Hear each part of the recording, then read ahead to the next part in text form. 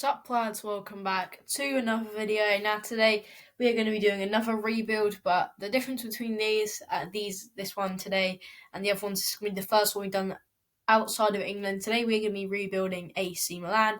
Now if you're new here and you haven't seen me do a rebuild before, basically what we do is we take a club and we look at some players they could sign, look at their starting 11, look at the budget and stuff like that. So today's AC Milan, we all know they're for the second most Champions League and European Cup wins in history, but I've been mid-table-ish, higher mid-table for the past few seasons. So we're going to see what players they could sign to get back to the top. So here we have the sold players now. Zlatan Ibrahimovic is highly likely he's going to leave on his pre-contract if he retires or if he goes back to Sweden or stuff like that. Fabio Borini, again, it's Fabio Borini. I don't know how he ended up at AC Milan in the first place. Lucas Paqueta, it's been a bit of a disappointing signing, but could get some decent money for him, considering PSG being linked. Giacomo Bonaventura, he's a fan favourite of AC Milan, but he's been highly linked with a Roma move. And Lucas Biglia, he's a bit old, so I thought, why not get him out the door? The ball expectations, so we got a budget of 70 million plus 15 million from player sales. League goals to qualify for Europe, whether that's Champions League or Europa League. Domestic goal, make a cup run, and European target, none. I mean, they could maybe qualify for Europe, but I don't think they will. They're mid-table at the minute, so I can't see it happening.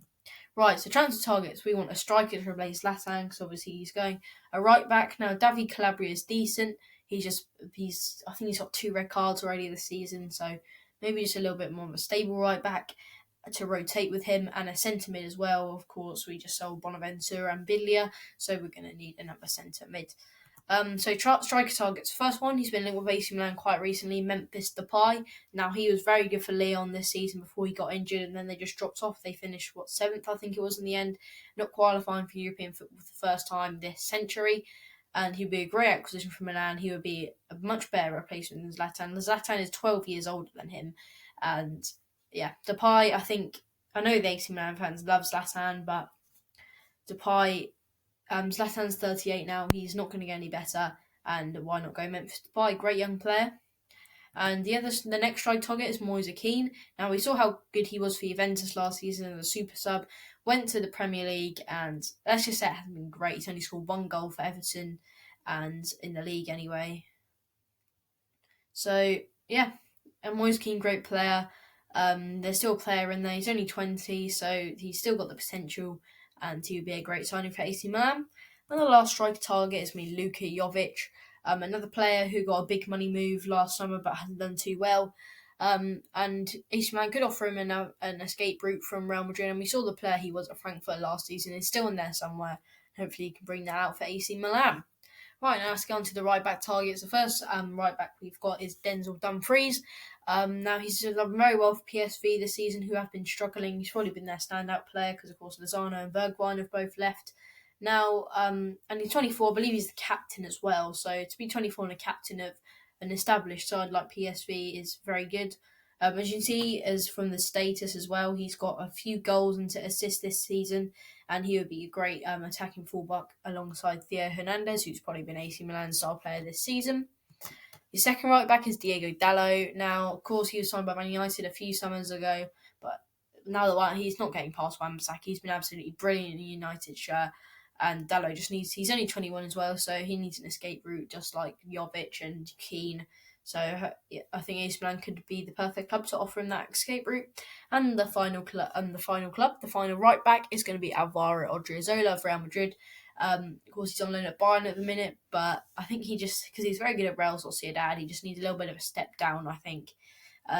In terms of quality, he's better. Well, the Real Sociedad have been top 4 this season, some of the season, but I think he is probably AC Milan level, probably the Europa League, pushing Champions League quality, and he'd be a great option to rotate with Calabria.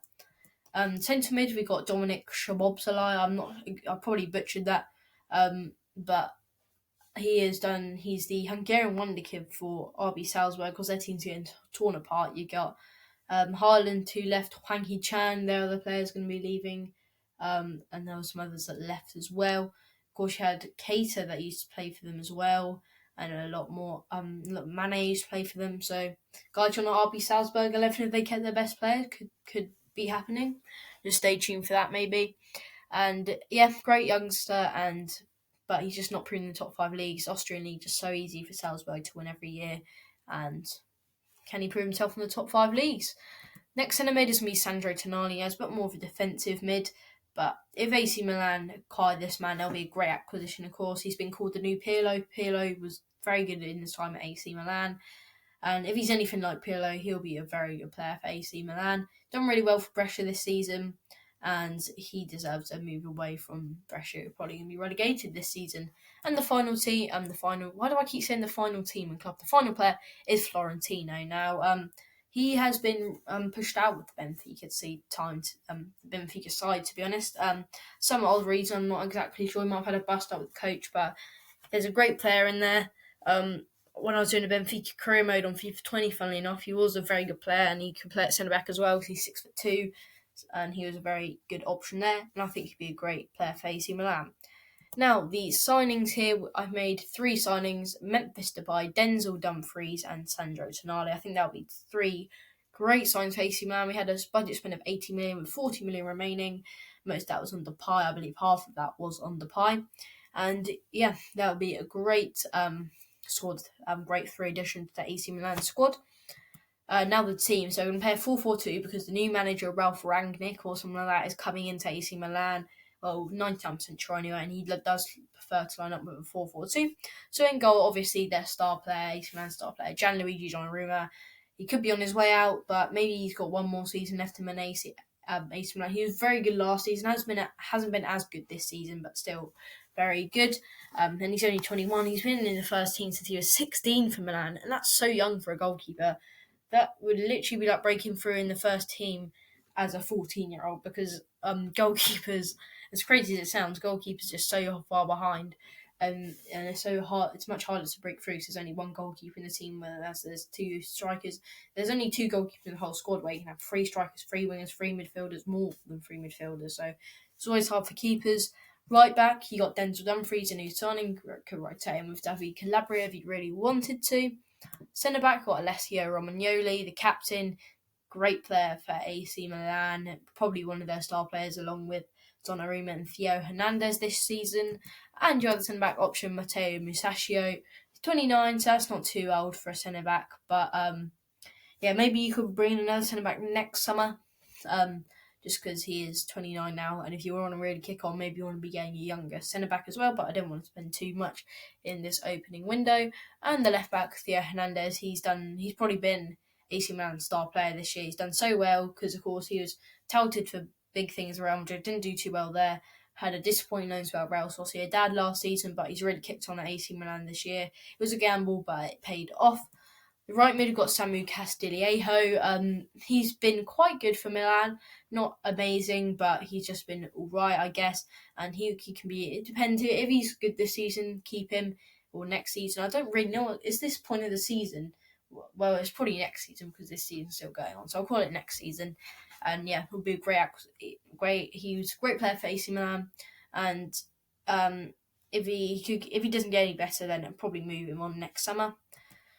Centre mid, you got Ismail Benacer or Benacer, something like that. They got him this summer from Empoli. He was good at the Africa Cup of Nations. He's been alright. I think only 1 assist and no goals, but I think he has improved. He had a poor start, but I'm pretty sure he has improved over the past few games. Then his centre mid partner, I should say, is Sandro Tonali, the new signing that probably will, hopefully, he'll be a great player for AC Milan. Probably, he's been linked with many top clubs, but I think if he wants game time, a sensible move would be to AC Milan, not the likes of Man City, Chelsea, Juventus, who he's been linked with. He's not going to get game time there, or not as much as he would at AC Milan anyway. And to complete the midfield, the left midfield got Hakan Çalhanoğlu, the free kick, amazing at free kicks. Not as good as James Ward-Prowse though. But again, great player. He is 26 though. I thought he was older, to be honest. I thought he was in his 30s. But again, he's still got a few years left in him. Hasn't been amazing. It was amazing as he was in the past few seasons this season. But he's done all right. Now for the 2 strikers. The first one is Ante Rebic, who's done very well in his first season for AC Milan. Of course, gone from Frankfurt in the summer, as you can see. So 10 goals, 2 assists, and 24 appearances. So that's a goal involvement every other game, which is very good for a struggling AC Milan team. And the final player, the new signing, Memphis Depay. Look at those stats: 16 goal involvements in just 18 games for a struggling Lyon side. No wonder he's valued at 40 million. Of course, he had that poor spell at Man United, but then he went back to Lyon. Well, not back; he was never there, but he went to Lyon and he's done really well there. So there's your starting 11. Just suck that in for a little minute. Look at the team. I think it's a very good team. Could probably push for the Champions League places. Maybe there's a few players missing from that. And here's the bench to finish off. You've got Asmir Begovic, who's on loan from Bournemouth, I believe, at the minute. He's a very capable backup. He even scored against Saints a few years ago now. Andrea Conti is a good backup centre back. Then you've got David Calabria as well, who can rotate with Denzel Dumfries. Got Frank Kessie, who, again, he's done all right this season, but he's could be leaving. He's been linked with Wolves quite a bit. You got Raid Krunic, don't know much about him. I think he's a midfielder though. Alexis Sailor-Makers, he's a good young Belgian player.